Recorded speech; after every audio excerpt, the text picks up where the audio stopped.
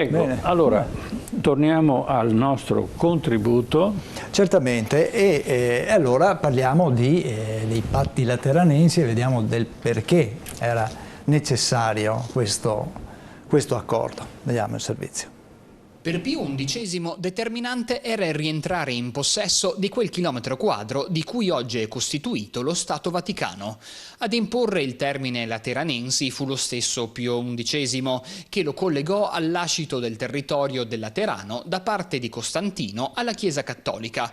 Questo era il principio cardine per dare luogo ad uno Stato indipendente, pur se un enclave dello Stato italiano. Vi è da notare che la religione cristiano-romana è l'unica che fin dalla sua nascita ha preteso di identificarsi come uno Stato. Il concordato lateranense fu firmato da Benito Mussolini in persona, quale capo del governo italiano, e dal cardinale Pietro Gasparri, allora segretario di Pio XI. Il riconoscimento della proprietà del Laterano da parte della Chiesa avviene prima della firma del concordato, altrimenti non sarebbe stato possibile convalidare tale accordo, che presenta tre aspetti.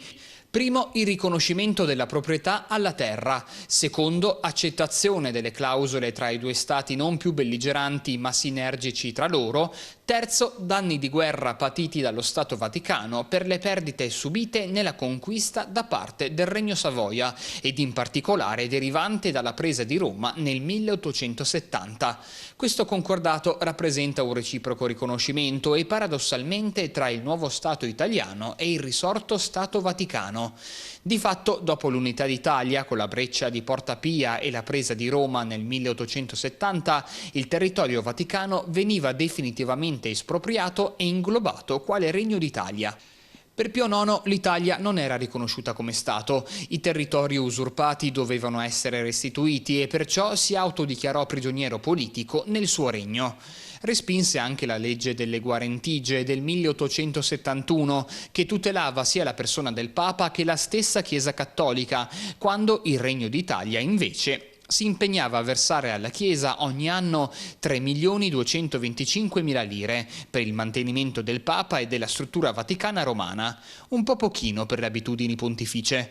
Pio IX, 48 ore dopo le Guarentigie, pubblicava l'enciclica Ubi Nos, condannando duramente l'offesa per non essere più il Papa Re. La questione romana si inasprì al punto che nel 1874 Papa IX vietò ai cattolici la partecipazione alla vita politica italiana.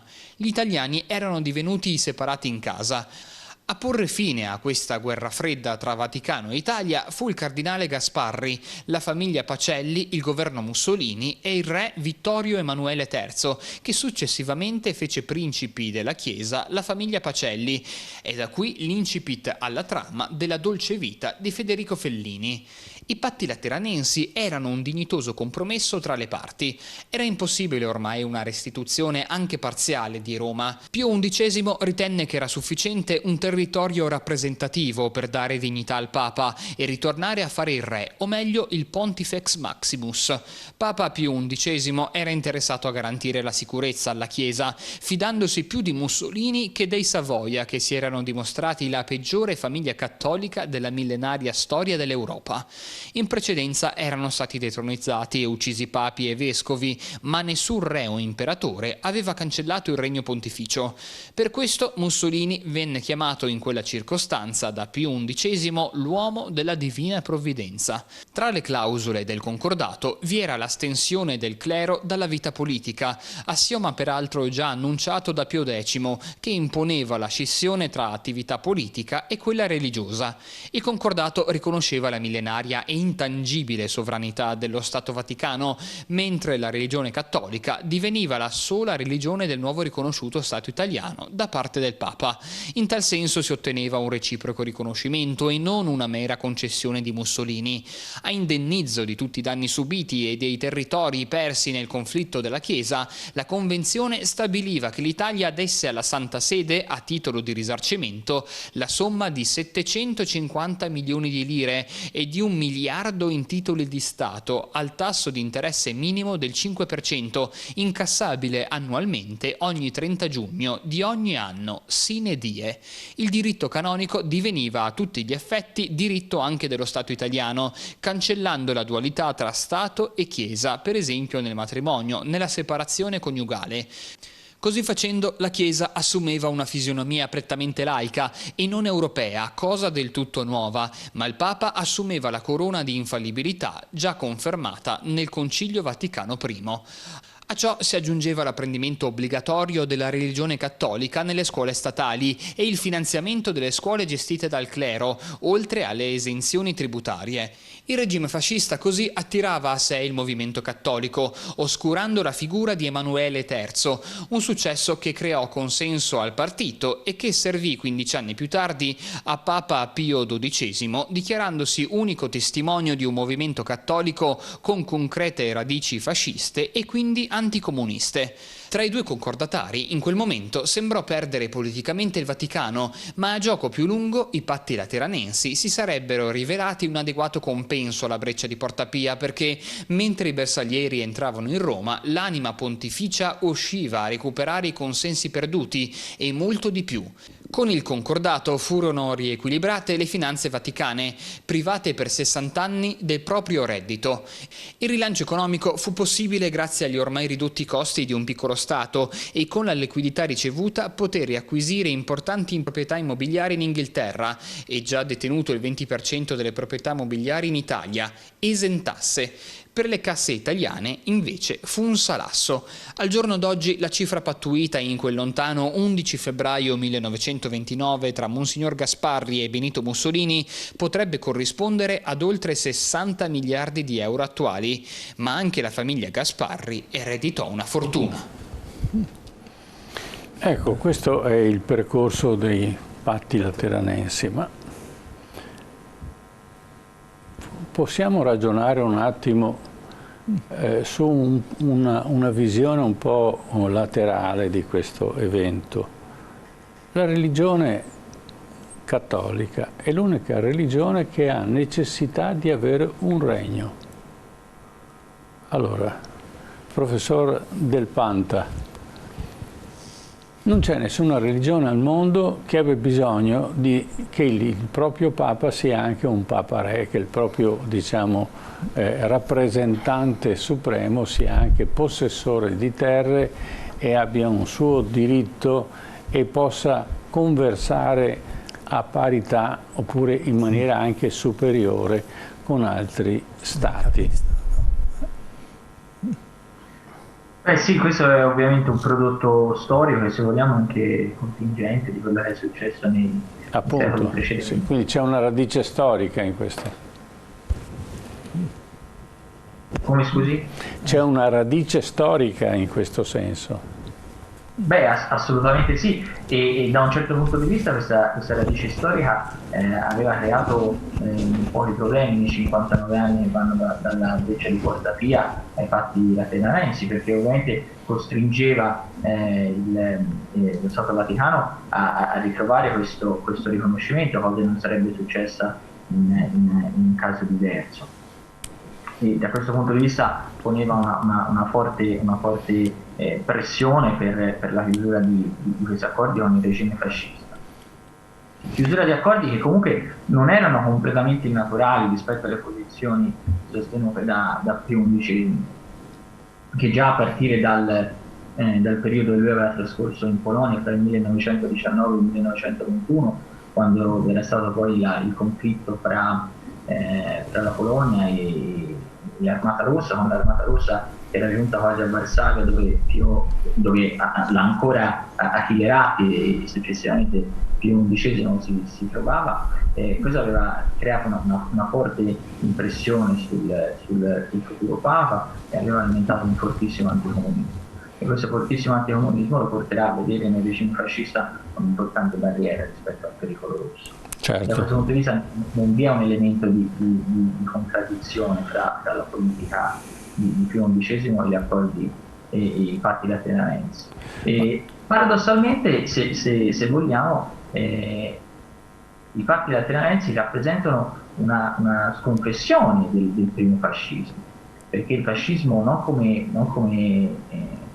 come Stato, ma il fascismo come movimento aveva, se noi pensiamo alla dichiarazione di San Sepolcro, un forte elemento anticlericale.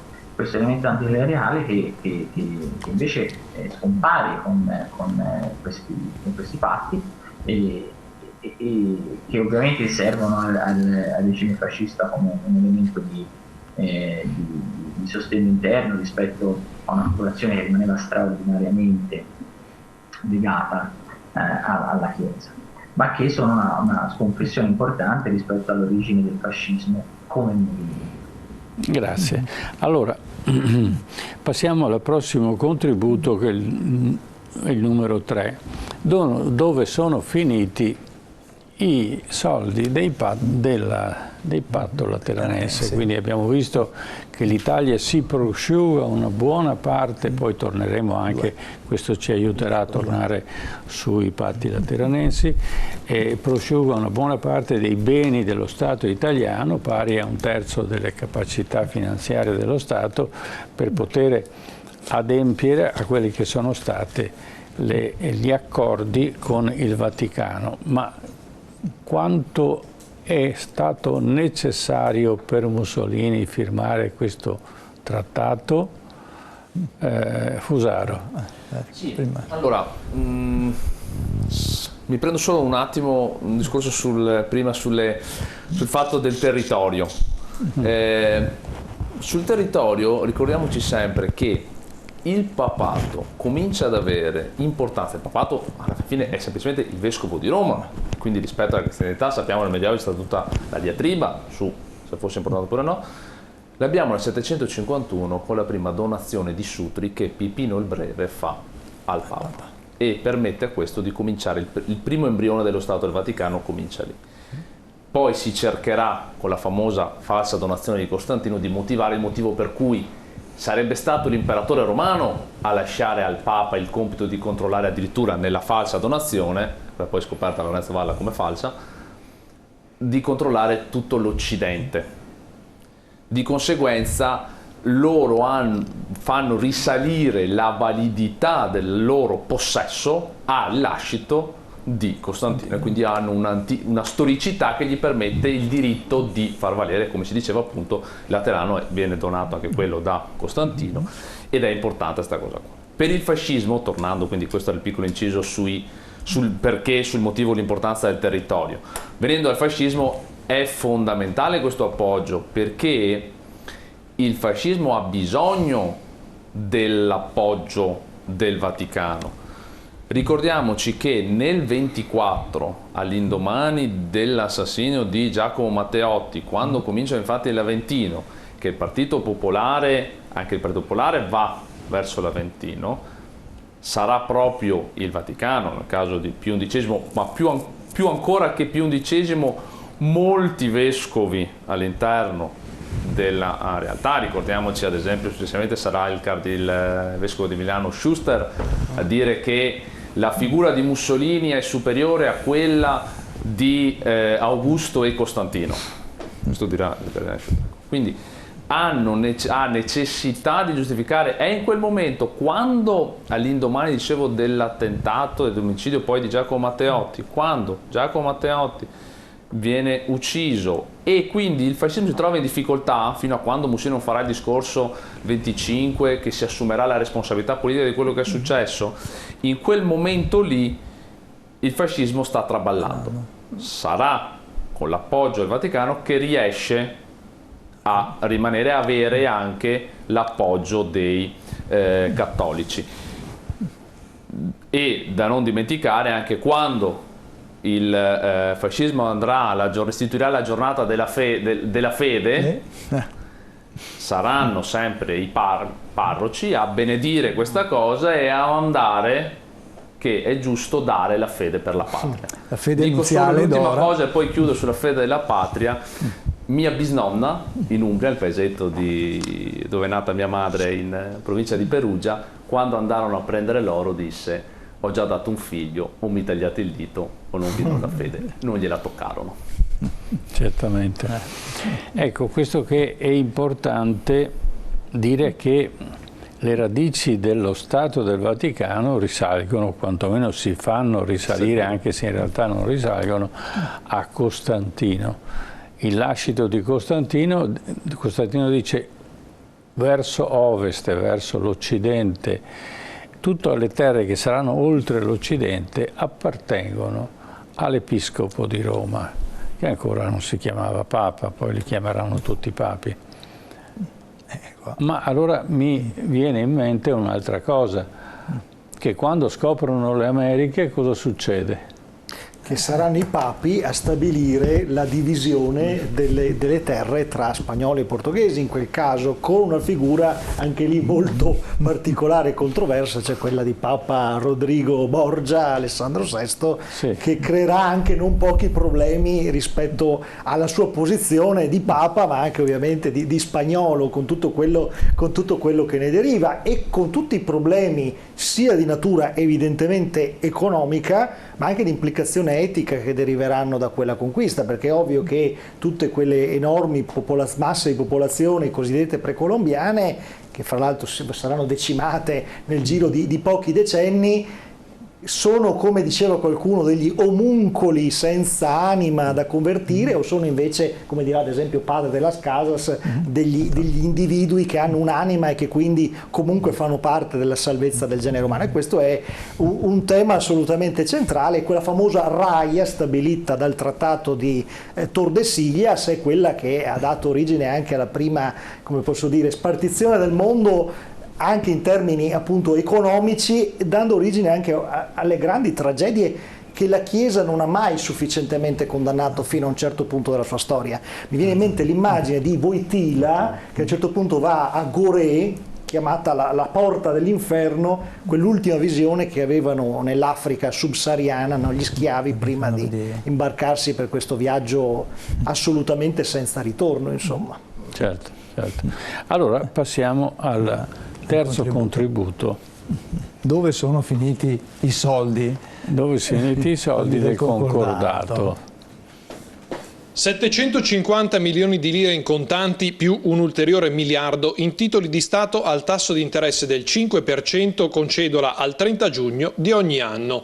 Una cifra enorme, un terzo del capitale dello Stato.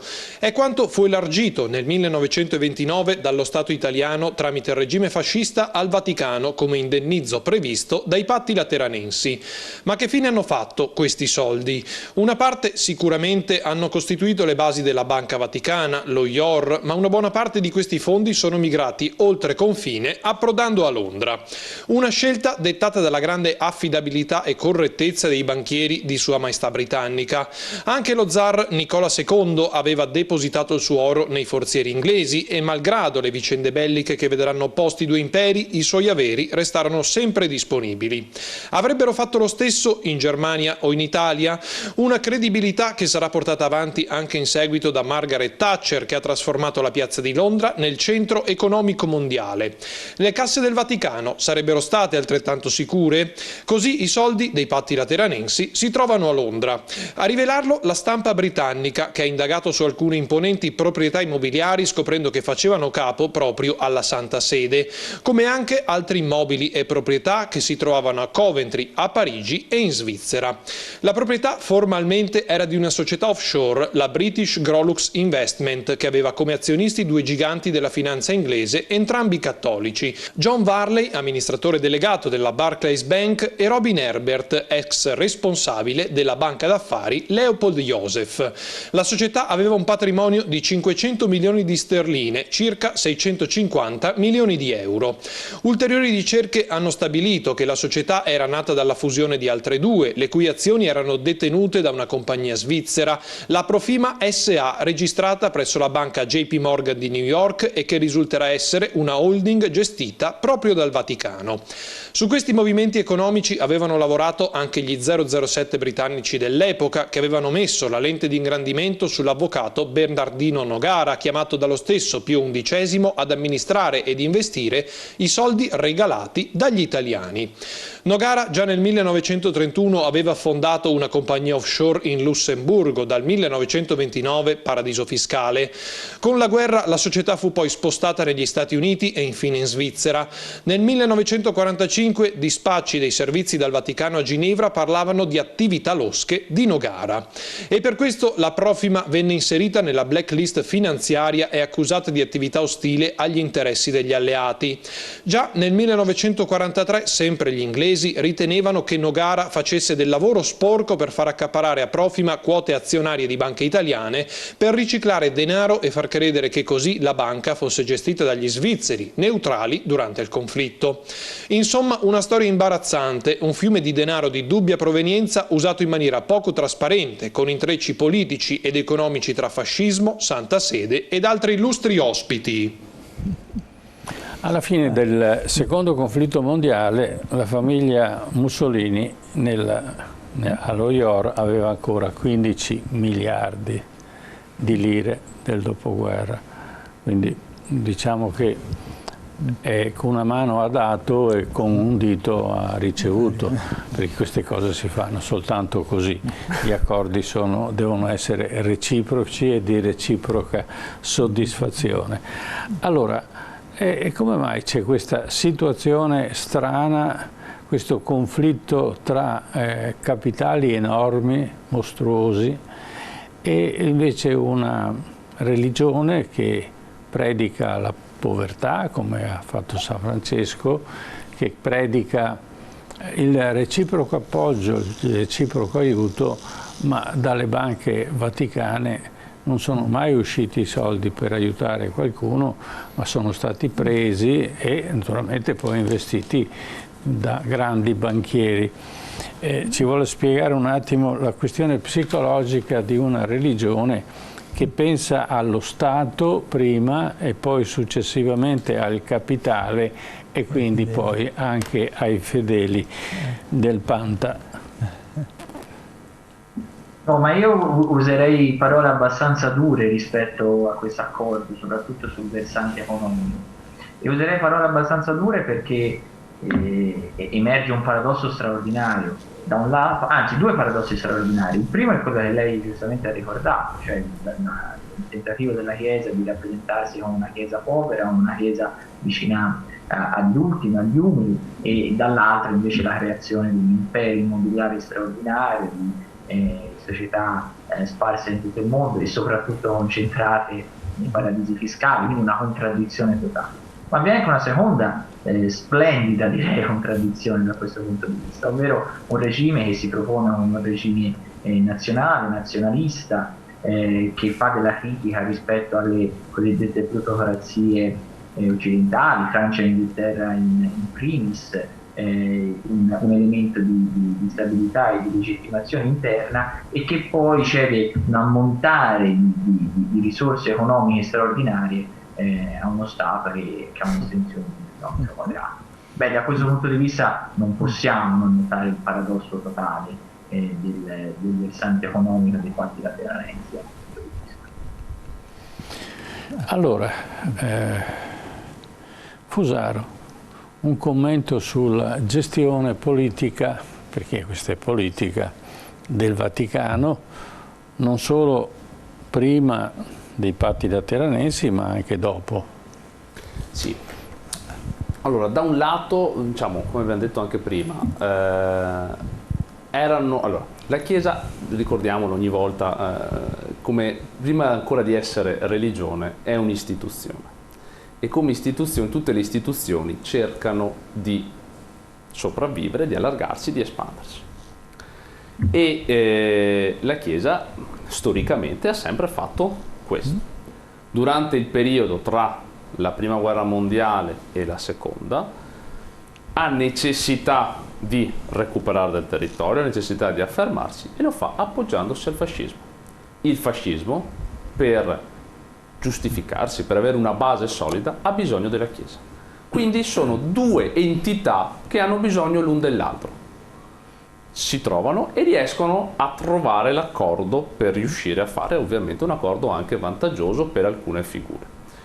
Ci saranno degli screzi, ricordiamo anche tutte le azioni contro l'azione cattolica, scusate il bisticcio di parole, dentro del 31 sappiamo che c'è, che viene attaccata l'azione cattolica e poi viene trovato l'accordo e quindi si permette all'azione cattolica di poter proseguire tutte le attività che farà l'azione cattolica. Quindi diciamo che c'è stato un rapporto contraddittorio che ovviamente, come suggeriva giustamente il collega Dal Panta prima, che stride parecchio, perché tra la Chiesa e invece un'entità che è estremamente nazionalista rispetto a qualcosa di universale, stridono alquanto. Però è la realpolitik, cioè serve ad entrambi riuscire ad avere degli appoggi, degli agganci. Come viene gestita questa politica?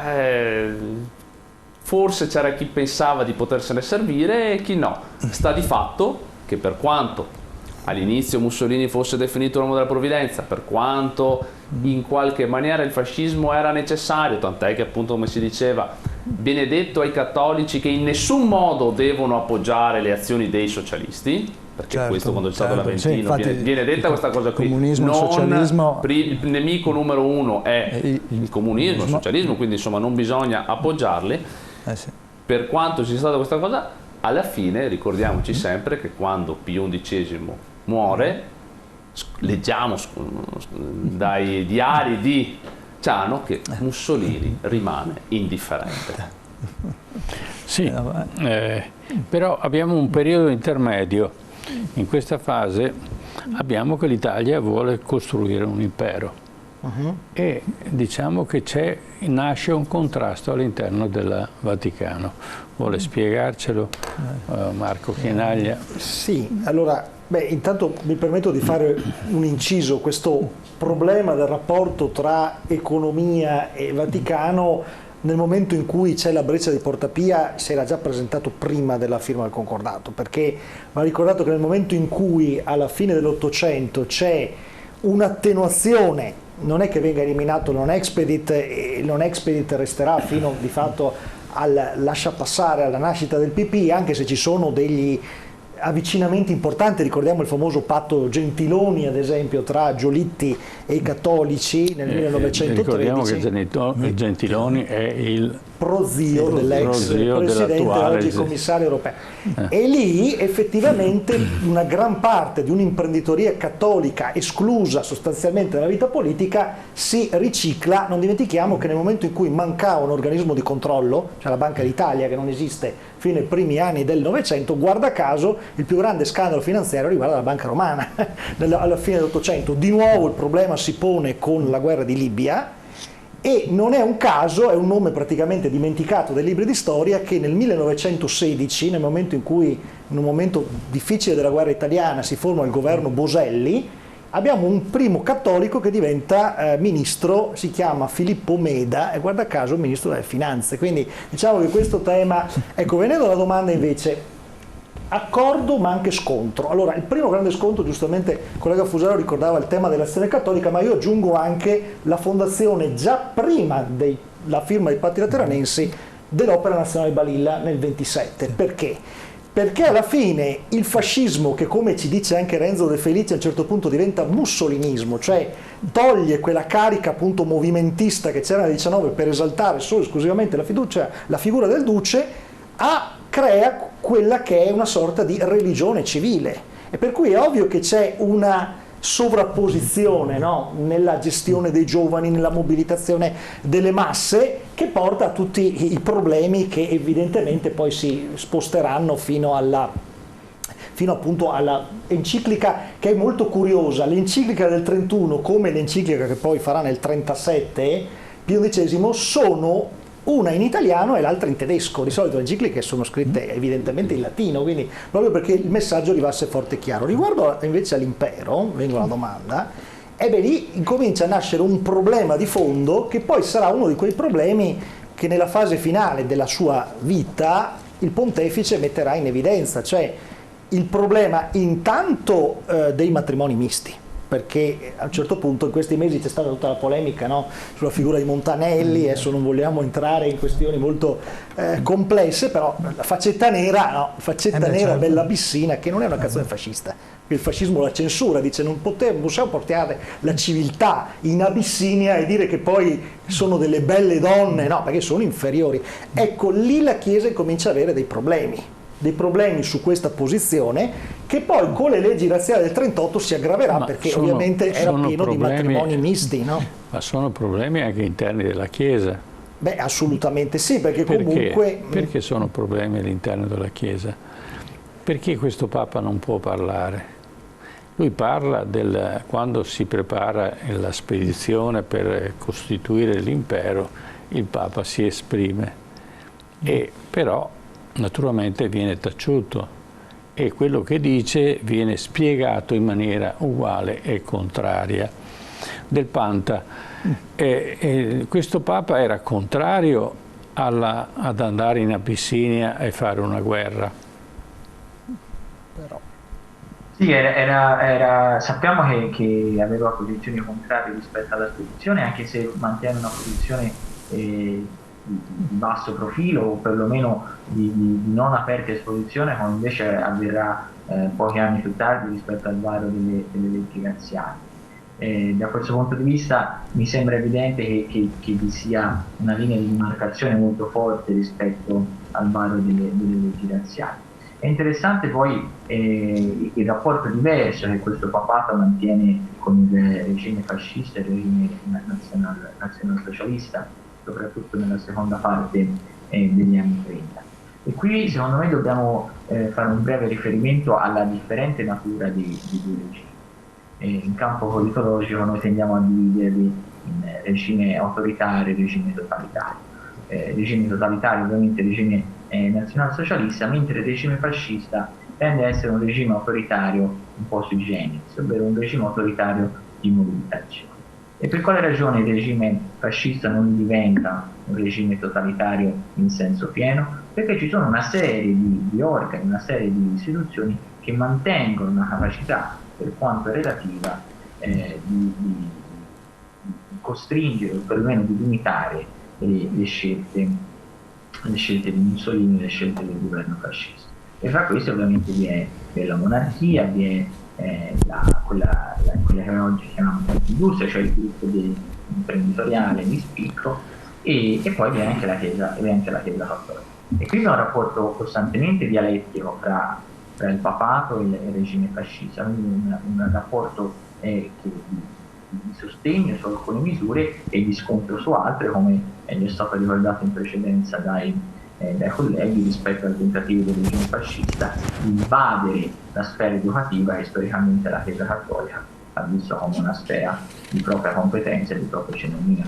Certo, ma diciamo che il fascismo e buona parte dei sacerdoti vedevano questa spedizione per costituire l'impero una sorta di atto dovuto, perché avremmo dovuto portare la civiltà cristiana in Etiopia, in Somalia, in tutte quelle terre che andavamo ad annettere, Libia, eccetera, ma soprattutto in Eritrea, e in questo senso il Papa si esprime, dice: perché dobbiamo portare una religione quando loro hanno un cristianesimo più vecchio del nostro?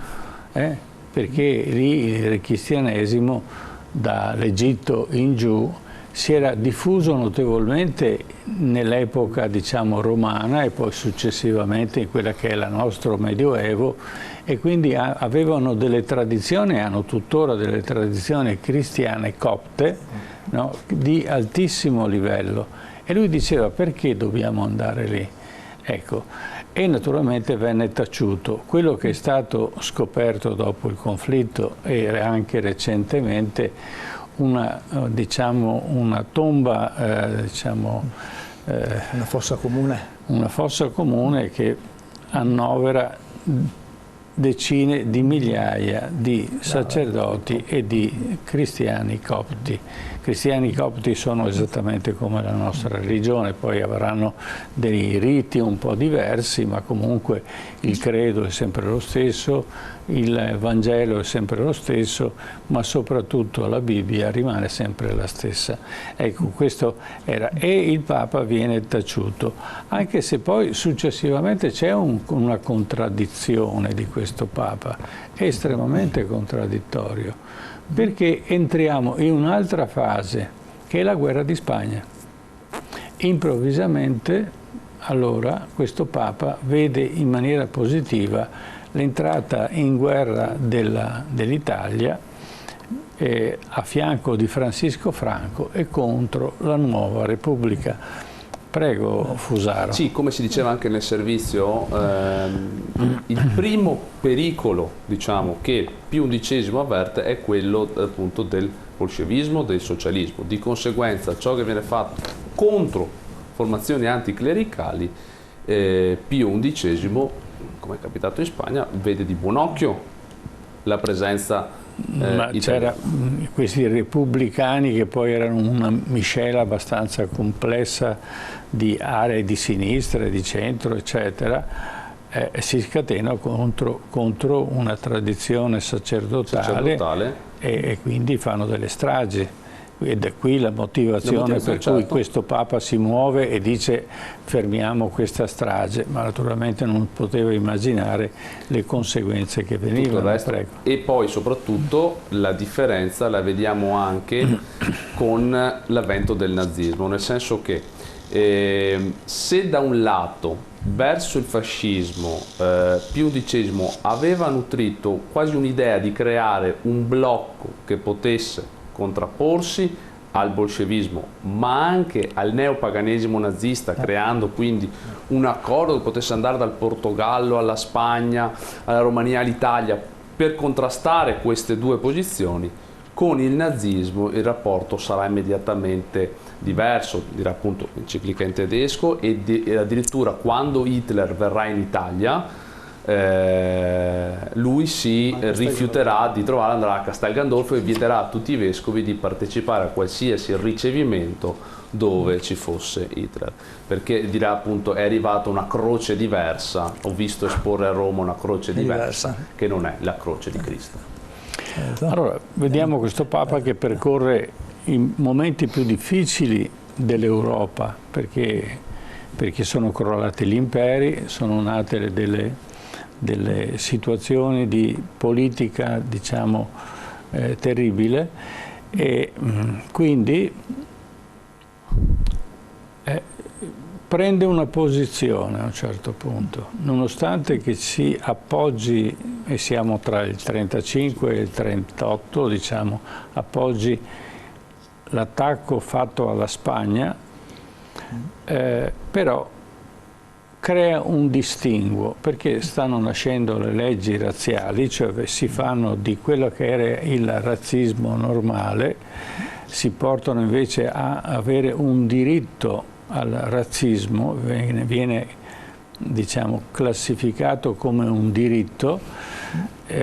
Questa situazione lo turba abbastanza e quindi avremo, dopo la pubblicità, parleremo appunto dell'enciclica scomparsa, ma soprattutto della figura di un sacerdote molto particolare che lui riesce a pescare, come era bravo solo Pio XI, prendere al volo e metterlo lì e dice fammi questa enciclica. Pubblicità. Tra poco.